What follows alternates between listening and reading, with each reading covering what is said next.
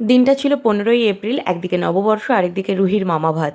হ্যাঁ, ইউটিউবে তো অনেক আগেই তোমাদের সাথে ফুল ব্লগটা শেয়ার করেছি, কিন্তু ফেসবুকে তোমাদের সাথে শেয়ার করা হয়েছিল না। আর এডিটের জন্য অনেক দেরি হয়ে গেল শেয়ার করতে করতে। তো যাই হোক, মামা ভাতের মেনুতে যা যা ছিল সেটা আজকে তোমাদের সাথে শেয়ার করি। সবার প্রথমে ছিল হচ্ছে পনির, নারকেল, কিশমিশ দিয়ে ভেজ ডাল, তার সঙ্গে আলুর চিপস, আর তার সঙ্গে ছিল এদিকে পটল চিংড়ি। যেহেতু অনেক দিন হয়ে গেছে না, তাই আমারও একটুখানি দেখে মনে করতে হচ্ছে মেনুগুলোকে, ভুলেই গেছি। তো যাই হোক, এইগুলো ছিল। আর তারপরে ছিল এই যে দই কাতলা। এখন তো সবার খাওয়া হয়ে গেছে, শুধু আমি, মা, মেজমাই বাকি। আর বড় মা আর আমি খেতে বসে পড়েছি, মাও খেতে বসে পড়েছে।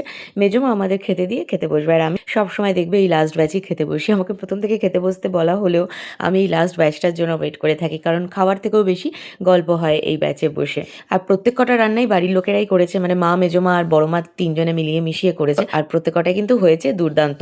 আমি এদিকে দই কাতলা আর খাবো না, তাই বললাম একটুখানি আমাকে গ্রেভিটা দাও, আমি একটু টেস্ট করে দেখি। আর তারপরে ছিল হচ্ছে শো স্টপার, মানে মাটন কষা মেজমার হাতে। আর দেখো, মাটনটা কিন্তু একদম সুখা সুখা করে করা হয়েছিল, দারুণ হয়েছিল খেতে।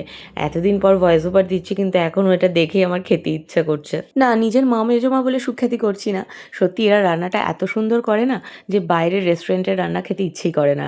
আর দেখে বুঝতেই পারছো, দু আঙ্গুলে মাংস ছিঁড়ে যাচ্ছে, মাংস আলু সব একেবারে নরম তুলতুলে হয়েছিল। যাক, এখন মাটন কষা থেকে কনসেন্ট্রেশন অন্যদিকে ঘোরাতে হবে, নাহলে খিদেটা আরও বেশি জোরে পেয়ে যাচ্ছে। চলো, শেষ পাতে ছিল হচ্ছে চাটনি, আমের চাটনি, তার সঙ্গে পাঁপড়। শেষ পাত ঠিক না, কারণ এরপরেও ছিল দু রকমের মিষ্টি, যেটা আমি খাই না তাই আর নিইনি। আর সব শেষে ছিল হচ্ছে আইসক্রিম, বিভিন্ন ফ্লেভারের স্টিক আইসক্রিম। তার মধ্যে থেকে আমি আমার পছন্দ মতো একটা মায়ের হাত থেকে নিয়ে নিই।